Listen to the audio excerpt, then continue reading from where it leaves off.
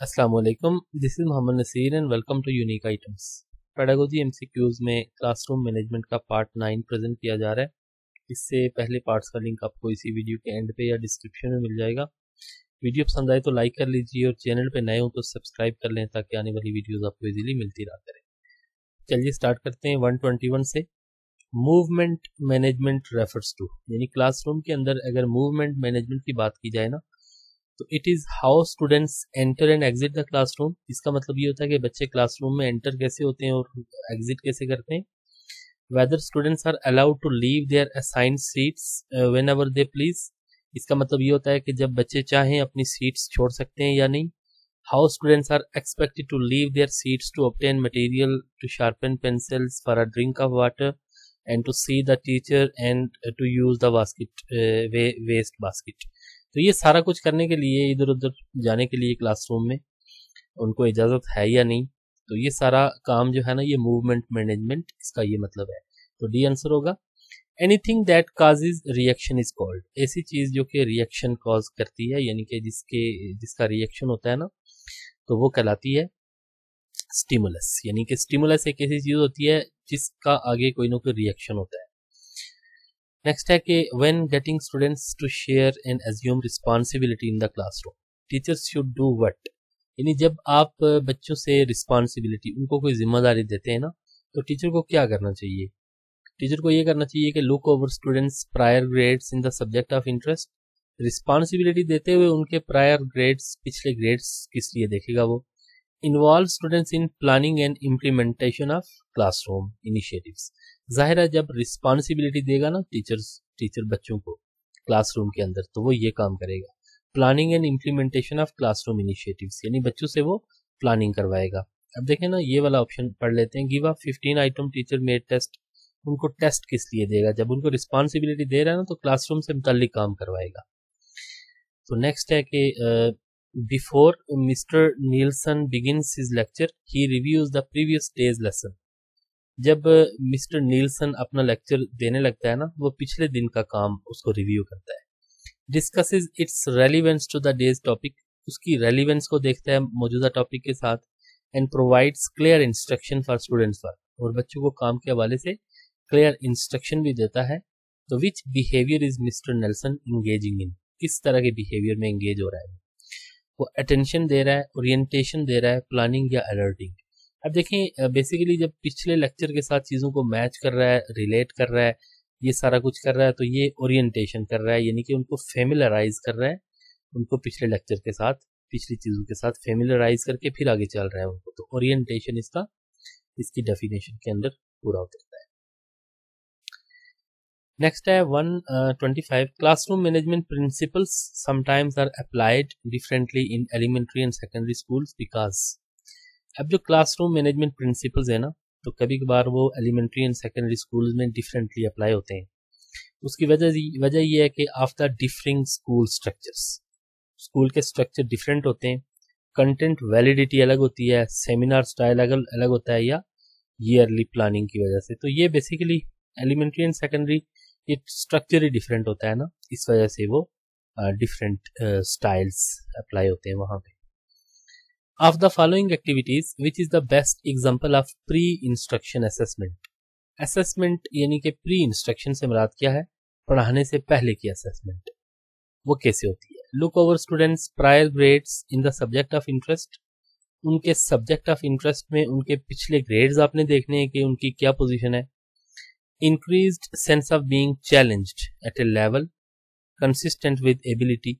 अब उनको आपने चैलेंज करना है ऐसा काम देके उनके एबिलिटी के अकॉर्डिंग। या involve students in planning and implementation, ये तो हमने जब उनको रिस्पॉन्सिबिलिटी देनी है तब ये काम करना है। Avoid dwelling on a topic once the point has been made.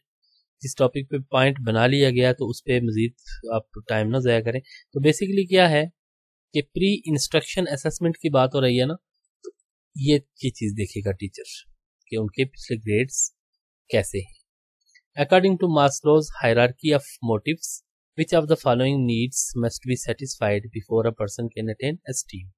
अब देखिए एस्टीम से पहले अगर बात हो रही है ना, तो वो हेल्थ, एस्टीम तो खुद इधर डिस्कस हो गई, हैजर्ड या सेफ्टी। सेफ्टी नीड्स जब फुलफिल होती है ना उसके बाद फिर एस्टीम की तरफ जाता है, उसके बाद फिर सेल्फ एक्चुअलाइजेशन की तरफ जाता है। ये हमने इसको देख लिया है हायरार्की ऑफ नीड्स में पिछले लेक्चर में। In the current view of classroom management, the teacher is best viewed as which of the following। अब जो current view of classroom management है ना, तो टीचर को देखा जाता है as a guide, philosopher, friend. तो बेसिकली उसको एज ए गाइड देखा जाता है ना करंट व्यू के according. The connection between stimulus and response is called. Stimulus और रिस्पॉन्स के दरमियान में जो कनेक्शन होता है उसको क्या बोलते हैं? रिसीविंग एक्सेप्टिंग पैराडिग्म या receiving accepting bond, stimulus respond paradigm या स्टिमुलस रिस्पॉन्ड बॉन्ड, ये कहा जाता है ना। यानी कि स्टिमुलस वो चीज होती है जो आगे रिएक्शन काज करती है ना, उसकी रिएक्शन की वजह बनती है। तो स्टिमुलस और रिस्पांस के दरमियान में जो कनेक्शन होता है उसको स्टिमुलस रिस्पांस बॉन्ड कहा जाता है। The dash stimulus response SR bond that better a person has learn the lesson. यानी कि स्टिमुलस रिस्पांस बॉन्ड जितना बेहतर होगा ना, उतना स्ट्रांगर होगा, उसका मतलब ये है कि उस बंदे ने लेसन उतना ज्यादा सीखा हुआ है। There are dash laws of connectionism. Connectionism के कितने लॉज हैं ये हमने देखने हैं जी। ये 3 लॉज होते हैं, तो इनको हम देख लेते हैं। The 3 laws of connectionism are laws of. अब जो 3 लॉज है ना कनेक्शनिज्म के, वो हैं laws of effect, exercise and readiness. ये 3 लॉज हैं, तो इनको हम देख लेते हैं थोड़ा थोड़ा। ये थर्नडाइक ने ये प्रेजेंट किए हैं 3 laws. Law of effect. Law of effect ये होता है ना कि rewarding state of affairs which will be strengthened and become habitual response to that situation. यानी कि एक चीज का असर होता है। आप किसी को जो रिवार्ड वगैरह देते हैं ना, आप किसी को जो इनाम वगैरह देते हैं, तो इसका मतलब यह है कि उसकी वो काम करना उसकी हैबिट बन जाती है। वो इफेक्ट का उसका इफेक्ट होता है, उस चीज का इफेक्ट होता है, तो फिर वो जो स्टूडेंट है तो वो काम करने लग जाता है। Law of readiness. रेडीनेस का मतलब ये है ना तैयार होना, कि a series of responses can be chained together to satisfy some goal which will result in annoyance if blocked in। ठीक है, बेसिकली क्या है कि जब वो रेडी होंगे ना काम करने के लिए, तो तब जाके उनसे आप काम करवाएं तो उसका रिजल्ट बेहतर होगा, इसका ये मतलब है। तो लॉ ऑफ एक्सरसाइज क्या है?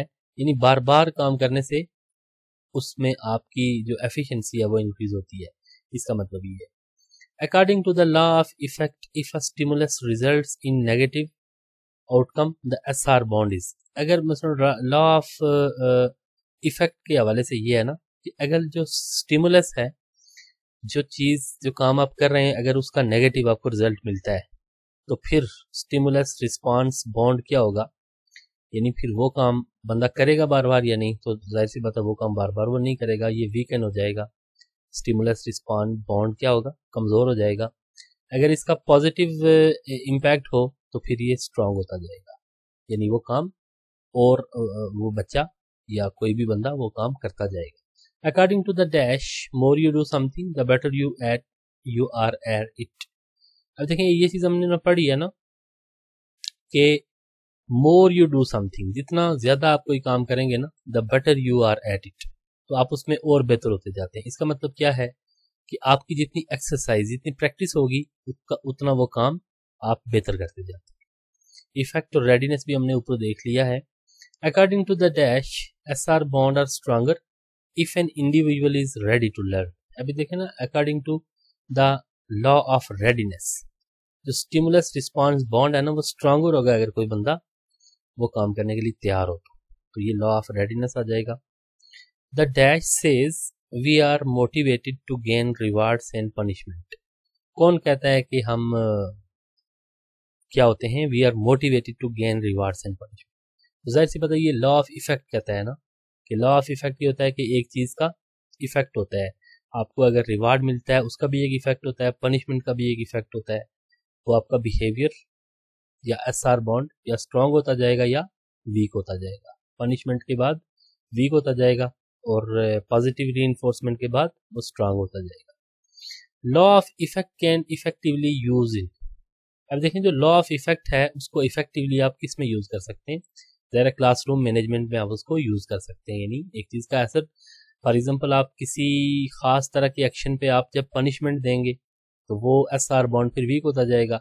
जब अप्रिशिएट करेंगे या रिवार्ड देंगे तो वह SR बॉन्ड आपका होता जाएगा, स्ट्रांग बनता जाएगा, वो बिहेवियर इंक्रीज करता जाएगा। The satiation technique of classroom management is a technique where instead of punishing negative behavior, the teacher might decide to actually dash the negative behavior. अब satiation technique का मतलब ये होता है ना कि वो negative behavior को टीचर पनिश करने की बजाय उसको इनकरेज करता है, और technique of classroom management where a teacher punishes negative behavior by removing an unruly student from the rest of the class is called, एक ऐसा तरीका है ना जिसमें एक टीचर जो गलत किस्म के बिहेवियर वाला बच्चा होता है उसको क्लास से अलग कर देता है, तो वो क्या होता है, that is time out technique. इसको टाइम आउट टेक्निक कहते हैं ना। The main M of classroom teaching is, classroom teaching का जो मकसद है बेसिकली वो क्या है, उसका मकसद है, यानी क्लासरूम में पढ़ाते हैं ना, इंक्वायरिंग माइंड बच्चों का आपने बनाना होता है, आपने उनको इस काबिल बनाना होता है कि वो उनका माइंड इंक्वायरिंग हो।